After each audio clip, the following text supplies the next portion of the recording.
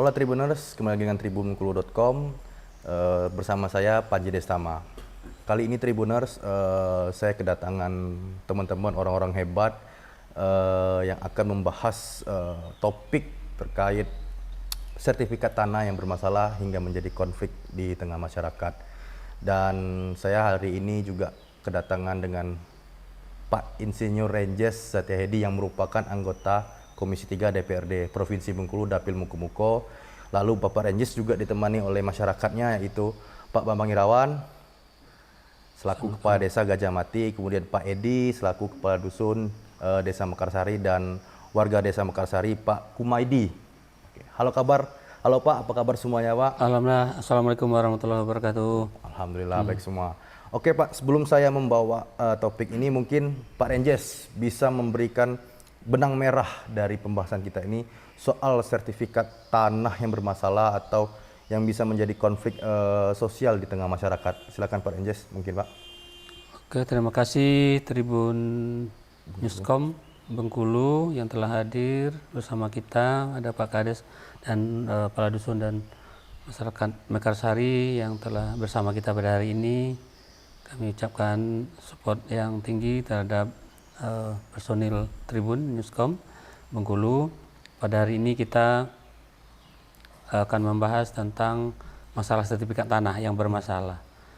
Sebetulnya ada dua hal yang ingin kami sampaikan berdasarkan pengaduan dan pertanyaan masyarakat, baik itu melalui telepon, walaupun itu melalui reses atau juga banyak masyarakat yang datang ke rumah. Hal ini tentu akan memberi atesi sendiri terhadap kami bahwa kami sebagai wakil masyarakat semampunya, sebisanya, sekuat tenaga yang sesuai dengan kemampuan yang ada akan memberikan solusi terhadap masyarakat ini.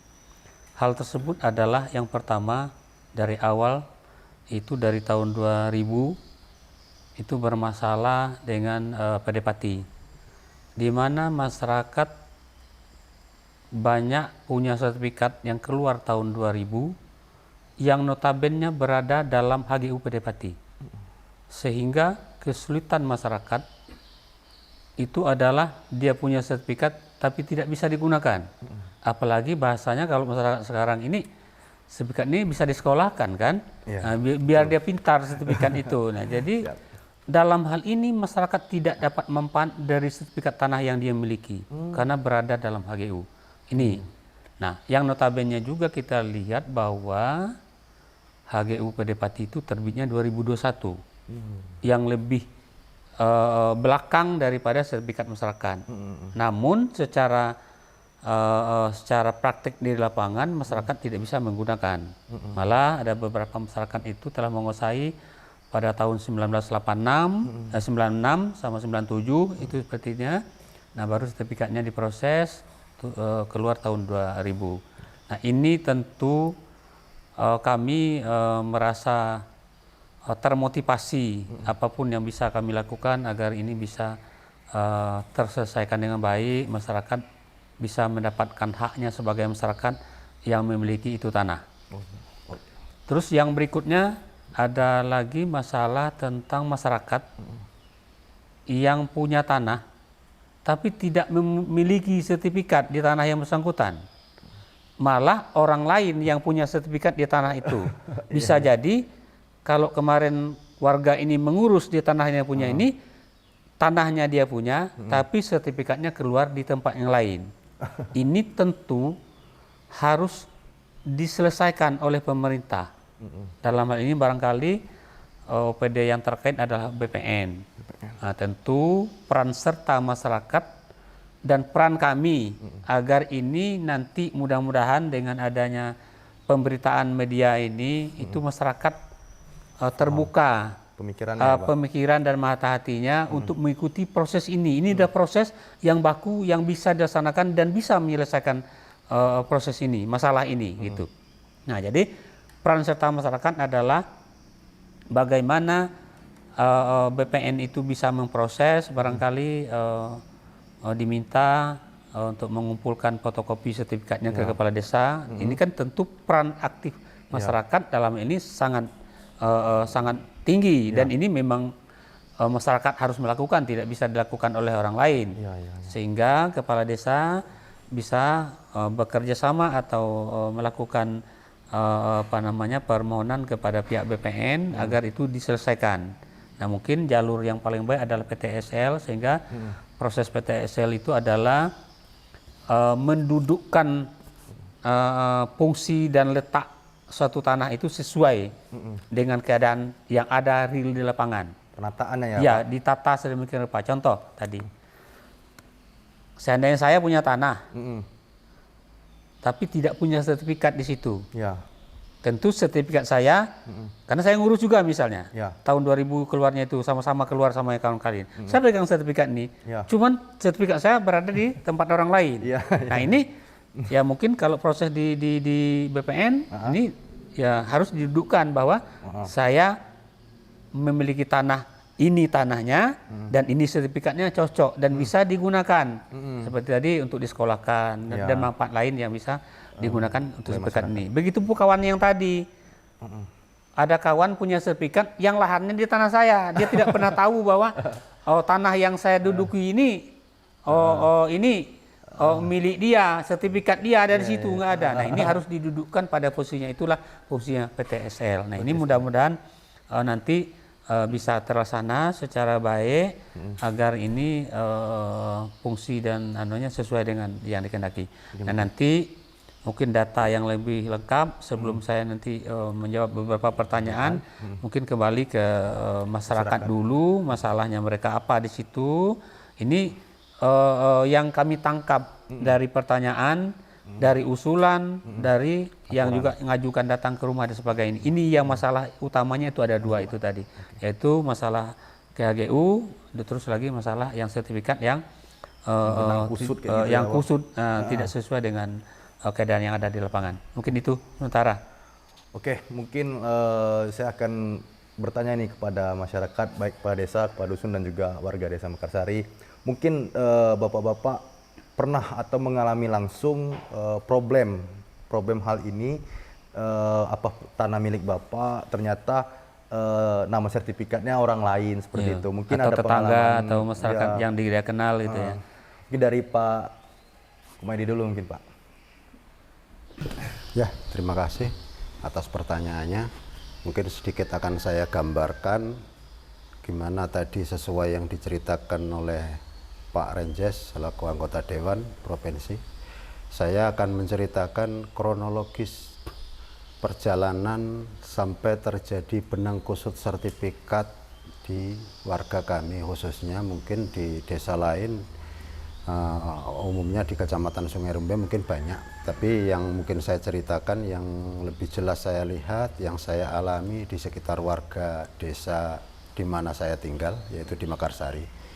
Jadi pada waktu itu kalau untuk sertifikat TRAN umumnya tidak ada masalah, Pak, tidak ada masalah. Jadi ketika dari pemerintah dan desa waktu itu ada program TSM, Trans Swakarsa Mandiri, kalau nggak salah tahun sekitar 90-an, 97, 96, 97. Nah, itu ada program pengembangan yang dinamakan TSM, yaitu anak-anak dari orang transmigrasi yang pecah KK diberikan suatu jatah perumahan, ada program dari pemerintah. Nah, pada saat itulah ketika proses pengukuran lahan timbullah permasalahan yang seperti diceritakan oleh Pak Renjes tadi, karena sebelum itu tidak ada permasalahan. Jadi kalau boleh saya gambarkan di sini, ada beberapa warga yang memang tidak punya lahan, tapi beliau berharap supaya ingin dapat jatah TRAN tersebut, TRAN TSM tersebut. Nah, dulu saya pernah lihat dan saya pernah dengar itu pinjam lahan orang. Nah, sementara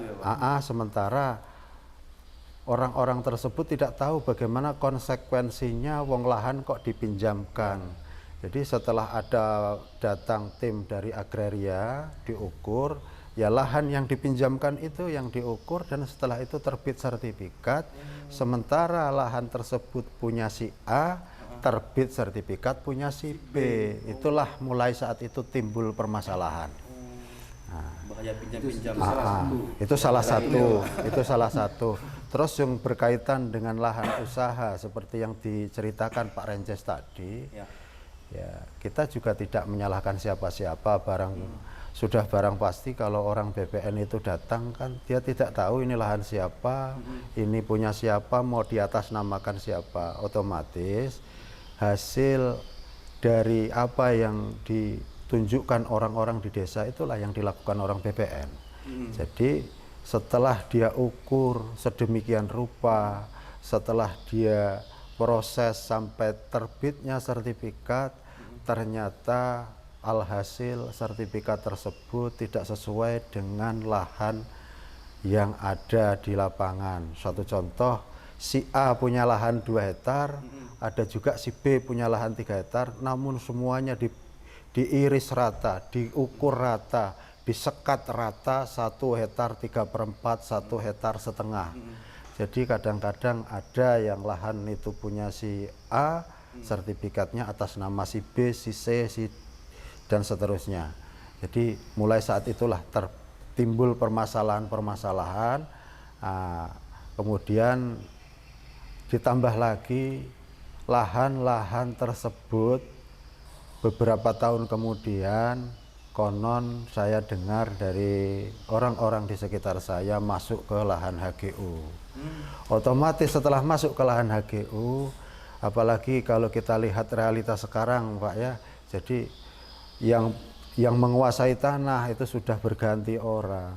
Jadi yang tadinya punya kakeknya, sekarang kakeknya udah meninggal, sekarang dikuasai anak cucu dan seterusnya. Otomatis itu kan kalau kita mau proses untuk kita agunkan ke bank dan lain sebagainya, otomatis kan harus kita balik nama ataupun mungkin butuh keterangan hibah dan lain sebagainya. Tapi karena notabene lahan tersebut masuk ke HGU, tidak bisa diproses Pak di BPN. Jadi kami ini ibarat kata sudah jatuh tertimpa tangga. Guling-guling ya Pak? Iya, jadi gimana kami mau bangkit menyelesaikan masalah, tapi ternyata datang masalah baru. Jadi masalah itu datang di kemudian hari, artinya setelah terjadi masalah pada TSM, ya beberapa tahun terjadi lagi masalah dengan HGU. Jadi intinya, bergenerasi itu Pak? iya, jadi intinya ada beberapa sertifikat yang terbit lebih dulu dari HGU, seperti yang diceritakan oleh Pak Renjes tadi, betul itu. Jadi sekarang ini anak cucu adik-adik keponakan kami pada kebingungan karena udah turun beberapa generasi yang tadinya mulai punya kakeknya, turun ke bapaknya, dan sekarang turun ke cucunya, ke anaknya. Jadi ini mau diproses seperti apa? Sementara mau diproses ke BPN, meminta arahan orang BPN, lahan tersebut tidak bisa diproses dikarenakan masuk ke areal HGU. Jadi ke depan harapan kami seperti ya tetangga sanak famili kami yang punya potensi, yang punya kompeten dalam hal ini seperti Pak Renjes maupun pemerintah daerah, maupun barangkali ini berita nanti bisa didengar oleh kepala BPN, provinsi maupun kabupaten, tolong bantu kami Pak. Ini sebuah permasalahan yang besar yang memang sudah sejak dari tahun 97 itu sudah ada permasalahan ini. Tapi seiring berjalannya waktu terus masalah kami terus bertambah Pak, masalah kami terus bertambah. Jadi kami juga tidak ingin menyalahkan siapa-siapa. Kesalahan yang terjadi ini sebagai ujian bagi kami, tapi tolong bantu kami untuk cari solusi dan penyelesaiannya.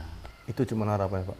Berarti kalau dari tahun 97 hingga saat ini ya bisa dibilang ya, kan pertumbuhan masyarakat ini lumayan tinggi nih Pak. Sangat pesat. Apakah ada rumah warga juga yang jadi masuk lahan HGU gitu Pak?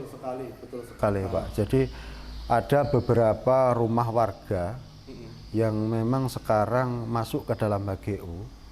Bahkan kalau saya lihat Pak itu bukan sekarang. Jadi semenjak TSM itu ada, semenjak HGU itu belum disahkan menjadi HGU.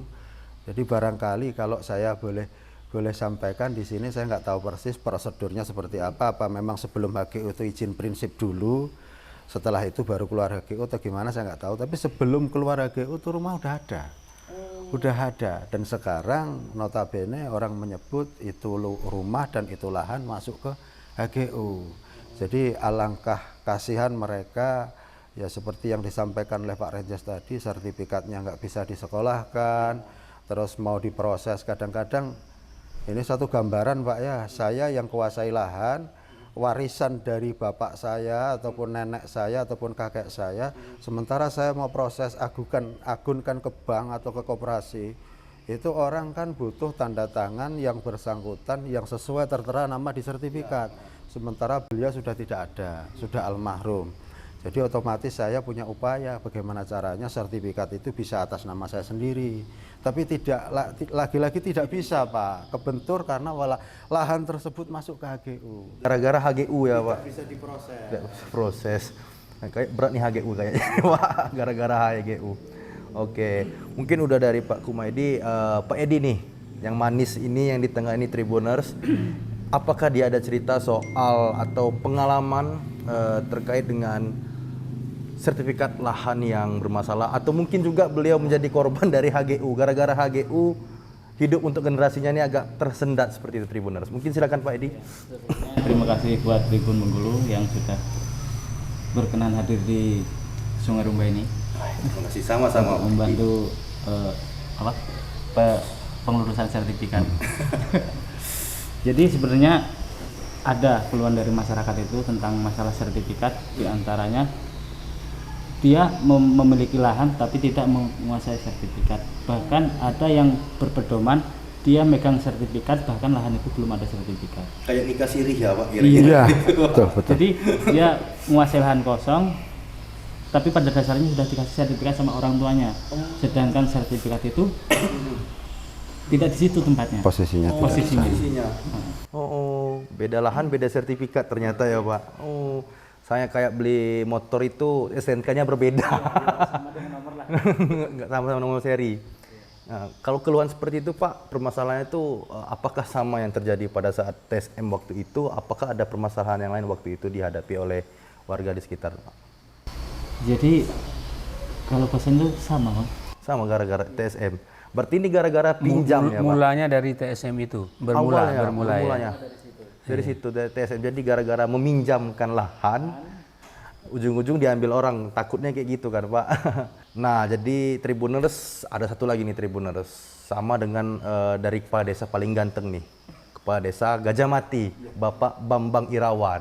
Pak Bambang, mungkin ada keluhan dari warga kita sekitar perihal sertifikat tanah yang bermasalah, ataukah sertifikat gara-gara TSM ini mungkin Pak? Dijelasin Pak. Terima kasih pertanyaannya Pak. Yang pertama saya jawab dulu mengenai itu tadi. Saya menyimak juga yang disampaikan beliau-beliau berdua ini. Tapi kebetulan di Gajah Mati ini memang kalau untuk tanah masalah TSM tadi memang tidak ada untuk di Desa Gajah Mati. Cuman di tahun 2022 kebetulan PTSL itu kan turun di Desa Gajah Mati. Jadi saya konfirmasi dengan petugas PTSL ini, memang kebetulan di dalam wilayah Desa Gajah Mati ini kan berbenturan langsung dengan HGU, termasuk wilayah Gajah Mati itu termasuk. Kebetulan juga di dalam itu beberapa item, kalau tidak salah sekitar 4 buah sertifikat itu berada di dalam HGU. Jadi kemarin ada juga masyarakat ingin bertanya, karena di keliling itu mereka kalau untuk masa tanam sawitnya mungkin lebih dulu masyarakat ketimbang dari PT Pati. Kalau sekarang ini mungkin usia sawitnya mungkin udah sampai ke 30-an tahun. Ke 30-an tahun. Banyak masyarakat yang ingin mengurus sertifikat, tetapi kembali lagi tadi berbentur dengan HGU PT Pati tadi. Jadi kemudian sama yang beliau sampaikan ini tadi, memang ada masyarakat ini mau menganggunkan ke bank, ke koperasi, tetapi itu tadi memang terbentur, tidak bisa dianggunkan karena ini memang tidak bisa diproses karena posisinya di dalam HGU PT Pati. Dan juga ini sebagai keluhan kami dari masyarakat juga sebenarnya PT Pati ini kalau boleh dibilang mungkin tinggal nama aja lagi. Berarti nggak ada yang bekerja di dalam perusahaan itu? Di dalam itu mungkin saat ini di PT Pati ini nampaknya lahan-lahan itu memang tidak terurus, dan kami pun mau bertemu dengan manajemen PT Pati pun tidak ketemu. Kadang-kadang kita mau ada konsultasi dengan pihak PT Pati, kami pernah mendatangi camp yang di dalam itu, tapi tidak bertemu dengan Istilah pihak masyarakat ingin bermusyawarah ya Pak? musyawarah. Kami pernah mendatangi dengan pemerintahan desa, pernah datang ke PT Pati itu ke kantor, tapi memang tidak ada. Orangnya nggak ada Pak? Orangnya tidak ada, yang cuma ada lambangnya yang ada. Hanya lambang ya Pak? Lambang PT Pati. Orangnya nggak ada? Mau konsultasi ke sana, ada yang mau ingin ditanyakan atau mau menjalin kerjasama atau silaturahmi itu sampai saat ini saya sudah menjalani ke sana itu udah 3 kali Pak. Tapi alhamdulillah sampai sekarang belum ketemu juga rakyat ini. Kalau memang ada perusahaan perkebunan di wilayah Kecamatan Sungai Rumbai, ayo kita sama-sama.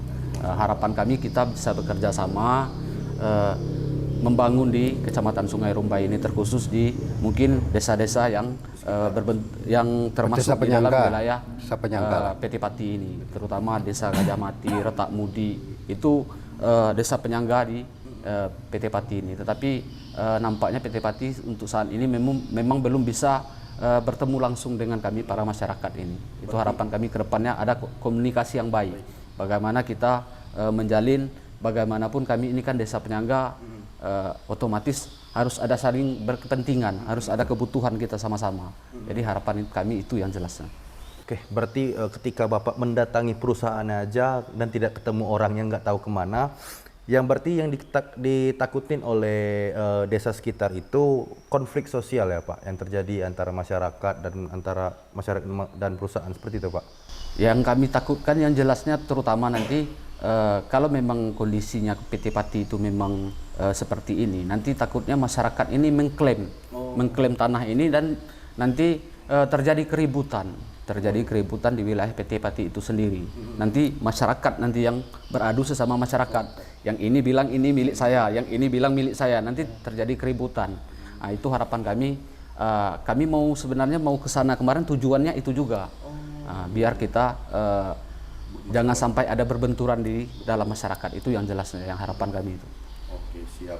Nah, Tribuners, tadi udah disampaikan dari bapak-bapak yang manis, yang berwibawa, dan bapak yang ganteng juga ini soal permasalahan sertifikat tanah. Mungkin dari Pak Renjes juga Pak, solusi terbaik agar tak terjadi konflik sosial, kemudian masyarakat juga bisa menggunakan warisan. Jadinya itu warisan juga ya dari kakek buyut kita ke depan, agar generasi selanjutnya ini bisa menikmati juga tuh Pak. Apa solusi dari legislatif yang tepat dan akurat Pak? Istilahnya kita akan berdialog dengan BPN atau seperti apa Pak? Oh ya, terima kasih. Tadi kita sudah dapat penjelasan dari warga langsung dan kepala desa, juga seperti juga yang saya uraikan pertama, dari 2 masalah yang kita hadapi ini atau kita bicarakan pada hari ini. Yang pertama tadi adalah tentang HGU. Saya berkomentar bahwa HGU ini sebetulnya harus batal demi hukum, karena posisinya waktu urus HGU-nya juga udah cacat. Kenapa? Dalam rekomendasi Menteri Lingkungan Hidup dan Kehutanan itu tertera di situ bahwa kalau ada itu tanah milik masyarakat, sertifikat perumahan dan apapun bentuk di situ, itu tidak boleh diklaim menjadi sertifikatnya perusahaan yang bersangkutan. Salahnya udah dari awal. Nah, ini tentu ke depan lagi yang bisa kita harapkan bahwa pemerintah daerah mengambil sikap bahwa karena beliau ada baik kabupaten maupun provinsi yang punya wilayah akan memberikan rekomendasi minimal mendudukkan persoalan ini pada tempatnya, yaitu milik masyarakat dikembalikan ke masyarakat dan fungsinya bisa berfungsi seperti apa fungsi sertifikat pada umumnya, dan HGU kalau bisa berlanjut itu bisa sesuai dengan tanah yang memang dimiliki oleh perusahaan yang bersangkutan. Nah, kami juga pernah ke BPN pusat bahwa kami dapat keterangan dan Jangan di sana bahwa Padepati ini udah SP3 udah lama tahun 2018. Nah ini tentu kebijakan ini ada di tangan pemimpin kepala daerah. Harapan saya kepala daerah mempunyai sikap yang tegas agar jangan nanti seperti dibilang Pak Kepala Desa Gajah Mati dan Pak Komedi tadi itu sebagai bom waktu. Oh, bom waktu.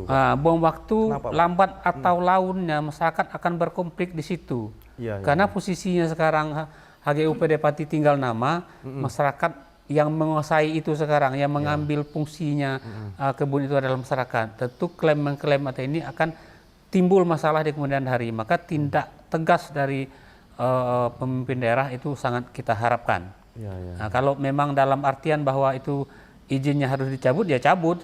Iya, Nah, saran saya juga pada 2019 waktu itu saya baru nanti menjadi anggota DPRD Provinsi Bengkulu, bahwa saran saya kepada pemerintah daerah bahwa itu melalui mekanisme yang berlaku bahwa itu izinnya dicabut dan dijadikan aset daerah, Iya. sehingga ini bisa dikelola oleh BUMD dalam pelaksanaannya, nanti mungkin bisa dikelola oleh BUMDes desa tetangga bersangkutan, sehingga itu akan memberi kontribusi yang sangat besar terhadap APBD Kabupaten Mukomuko ke depan untuk bisa dijadikan pembangunan untuk di Kabupaten Mukomuko.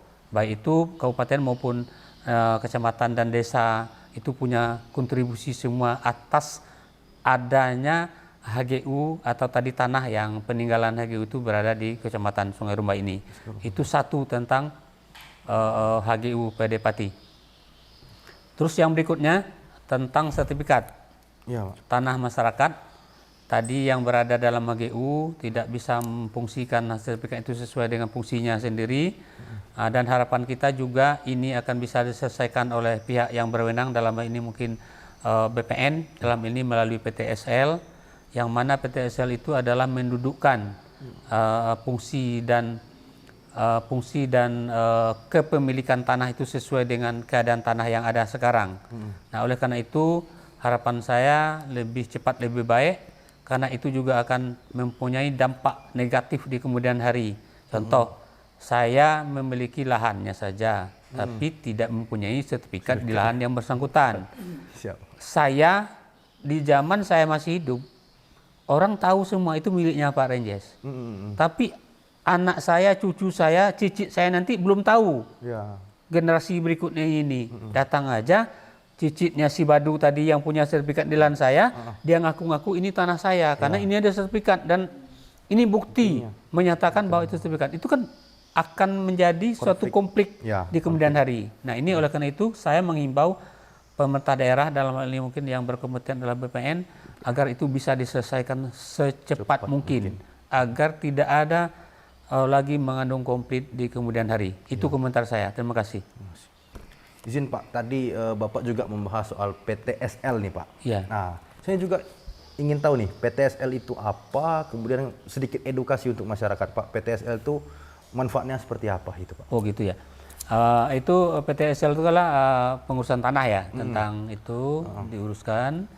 Nah, fungsinya sendiri PTSL itu kalau kebijakannya hampir sama dengan Prona, Proda, tapi itu lebih lengkap. Lebih lengkap. PTSL itu petugas akan mendata tanah dalam suatu wilayah, baik itu misalnya Desa Gajah Mati, Sumber Makmur, Mekarsari, Sidodadi, masing-masing wilayah itu dipetakan di situ. Nah, di situ nanti melalui kepala desa, masyarakat yang berkonflik tadi atau bermasalah tentang sertifikat, kumpulkan sertifikat di sana, sehingga nanti di tanah yang dia miliki itu akan diterbitkan sertifikat baru, dan sertifikat yang lama akan dibatalkan demi hukum dan harus batal demi hukum karena tidak sesuai dengan fungsinya sendiri.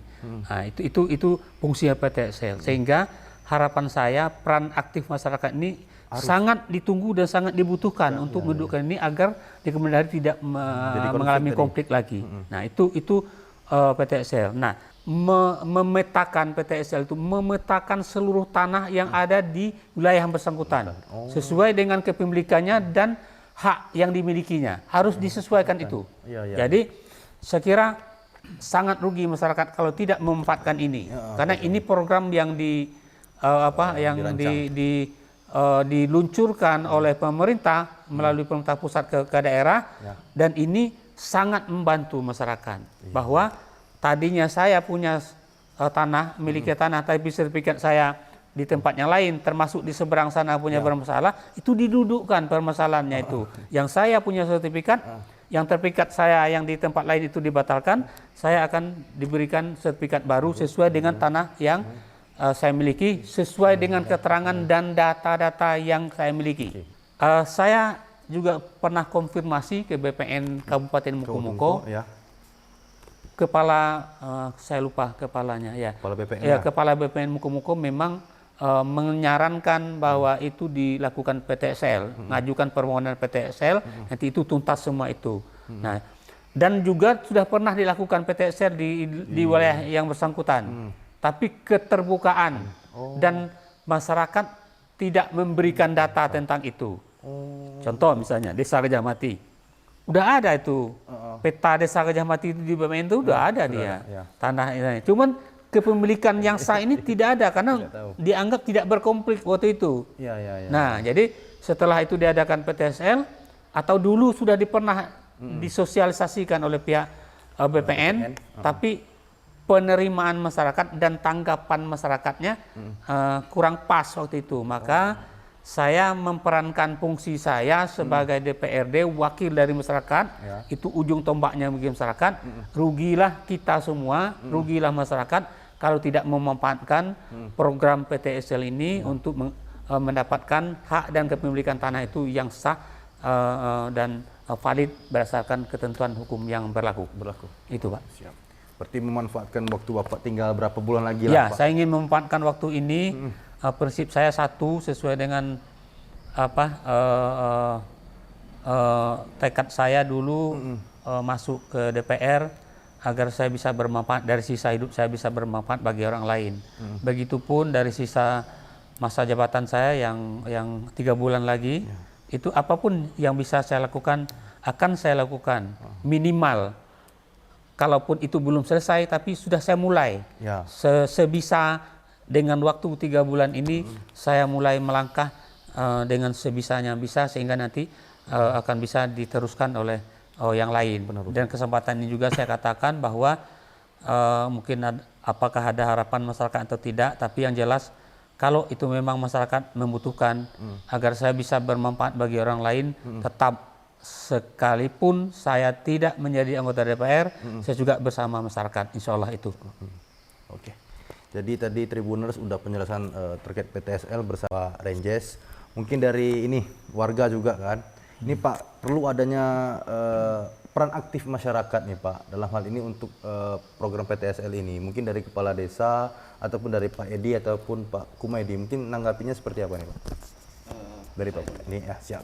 Jadi kebetulan saya agak sedikit penjelasan Pak Renjes tadi sedikit membuka wawasan saya mengenai PTSL ini. Memang saya akui untuk di tengah masyarakat ini anggapan mereka PTSL ini sama dengan Prona dulu. Jadi cuman sekedar untuk mengurus tanah untuk sertifikatnya, itu saja yang ada di prinsip masyarakat. Tapi untuk mendudukkan tanah yang seperti itu tadi memang tidak sampai. Lebih spesifik soal tanahnya. Spesifik masalah tanah ini tidak sampai ke tengah masyarakat ini. Jadi anggapan masyarakat ini mereka petugas PTSL ini turun cuman mau ngurus sertifikat. Itu aja yang disampaikan ke masyarakat ini. Jadi mungkin seperti yang Pak Renjes sampaikan tadi, mungkin masyarakat sendiri tidak terbuka dalam hal ini karena mereka tidak tahu.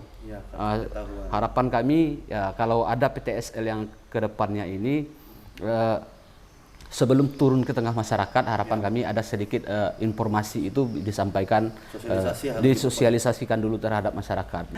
Mungkin Pak Edi di sekitar warga kita Pak, mungkin sosialisasi PTSL ini kan karena berguna sekali untuk masyarakat. Apa yang disampaikan dari Pak Renjes tadi Pak? Kalau untuk kedepannya sih sangat berguna Pak. Bahkan kemarin itu tahun 2022 sudah pernah dilaksanakan di desa kami. Mekarsari ya? Itu kurang lebih dari 261 sertifikat yang sudah terbit. di desa Mekarsari ya. Berarti udah berguyur bertahap Bertahap, udah mulai diguyur mulai dari tahun kemarin. 2022 ya Pak? Salah sekitar tahun 2022. Pak Kumaydi juga sama atau seperti apa Pak? Terkait PTSL ini Pak? Mungkin akan nanggapi ya mungkin dari penjelasan Pak Edi, Pak Kepala Desa, Pak Renjes. Jadi kalau kembali ke cerita PTSL yang kemarin, ya sebetulnya itu sebuah program dayung bersambut ya. Jadi kayak kami di pemerintah desa kebetulan kami juga terlibat untuk istilahnya tim pendamping tim ukur. Jadi ya sebetulnya PTSL ini mengukur seluruh aset-aset tanah masyarakat yang meskipun masyarakat tidak mau menyertifikatkan. Iya. Jadi jangan sampai ada tanah kosong yang tidak terdata oleh BPN. Nah itu. Jadi kadang-kadang ini makanya peran serta kepala desa dan perangkat desa sangat dibutuhkan di sana. Kalau PTSL yang kemarin, jadi PTSL itu hanya kemarin tahun 2022 Pak Bambang ya. Betul. Kalau sebelumnya tahun 2016, tahun 2012 itu Prona, Proda Pak. Yang tahun 2022 kemarin PTSL itu memang semacam orang BPN ini diberi target oleh pemerintah pusat, tolong data semua tanah yang ada di pedesaan, di wilayah tersebut. Jadi meskipun yang bersangkutan tidak mau mendaftarkan, itu didata. Tetap didata ya Pak? Artinya ketika nanti yang punya tanah itu, yang punya tanah itu terbuka pikirannya untuk mengurus suratnya, data ukurnya udah ada di BPN. Nah, itu tujuan mereka. Jadi tidak ada tanah-tanah ataupun aset daerah yang terlewat. Jadi didata semua. Satu itu. Terus yang kedua, kemarin juga makanya saya bilang gayung bersambut. Itu sebetulnya menguntungkan juga bagi pemerintah daerah. Karena dari sekian banyak 200 sekian cerita Pak Dusun tadi, itu kami langsung daftarkan ke Dinas Pajak. Kami juga memberikan contoh kepada masyarakat, ngajak masyarakat. Ini aset daerah muka-muka ini luas ini. Belum banyak aset daerah muka-muka. Kalau kita rajin bayar pajak, kita taat bayar pajak, mungkin dana pembangunan untuk muka-muka nggak cuman sekarang yang kita tahu, mungkin bisa lebih. Makanya dengan adanya PTSL tadi, setelah terbit sertifikatnya, kami beserta perangkat desa dan Bapak Kepala Desa Mekarsari waktu itu bondong-bondong bawa ke Dinas Pajak, BKP, Badan Keuangan Daerah waktu itu kan. Jadi kami daftarkan dan alhamdulillah sudah keluar bibir pajaknya. Yang insya Allah mungkin tahun-tahun ke depan warga sudah mulai bayar pajak dari hasil terbitnya sertifikat PTSL. Terus saya nanggapi yang tadi cerita Pak Renjes Pak, ya ini meluruskan. Saya juga berharap supaya permasalahan ataupun bom waktu yang ada di tengah-tengah masyarakat kami terkait dengan tumpang tindih sertifikat ataupun mungkin bahasa elitnya orang bilang overlap tadi, itu bisa diselesaikan. Soal mekanismenya ini mungkin insya Allah didengar oleh Bapak Kepala BPN Muko-Muko maupun Provinsi. Saya mohon mekanisme dan caranya ataupun bagaimana nanti masalah penyelesaiannya ini ngikuti cara dari orang BPN. Cuman harapan saya setidaknya nanti turunkan tim dari BPN 1 atau 2 orang untuk cek data. Jadi kita lakukan pendataan dulu, ini tanah punya siapa, suratnya punya siapa, ini nanti bisa kerjasama dengan pihak desa. Jadi pihak desa menyiapkan datanya, jadi pihak BPN nanti menginput data itu, setelah itu nanti baru ada mekanisme kedepannya atau berikutnya, entah mungkin pengukuran ataupun proses penghapusan ataupun mungkin juga dibutuhkan untuk ke rekomendasi ke pengadilan dan lain sebagainya. Jadi saya harap, saya mohon disurvei ke lokasi dulu, ke desa dulu untuk memperoleh data yang akurat. Karena kalau seandainya nanti kita bekerja tanpa data ataupun kita bekerja dengan data yang asal-asalan, nanti kita akan mengulangi kesalahan yang lama. Jadi kita berharap kita akan menyelesaikan masalah ini, menghilangkan kesalahan yang lama, dan insya Allah tidak akan melakukan kesalahan yang baru. Itu harapan saya nanti supaya ada kerjasama antara pihak BPN dengan perangkat desa, dengan kepala desa. Tolong nanti pihak desa juga proaktif. Kalau perlu pihak desa lewat kepala desanya mbok ya jemput bola. Jemput bola artinya kalau memang ada keperluan komuko-muko, harapan saya kades-kades ini mainlah ke BPN. Adakah permasalahan tanah di tempat kami? Adakah permasalahan sertifikat di tempat kami? Kalau kita sering ketemu, sering komunikasi, tahu gimana cara penyelesaian. Ini kadang-kadang setelah timbul masalah baru kita datang ke BPN. Gitu. Jadi harapan kami ada semacam ya proaktif dari pihak kepala desa, jemput bola, komunikasi dengan pegawai-pegawai BPN nanti. Kalaupun nanti di sela-sela urusan itu, urusan carut-marut sertifikat ini, ya mungkin barangkali ada warganya yang mau pecah sertifikat, balik nama dan lain sebagainya, Pak.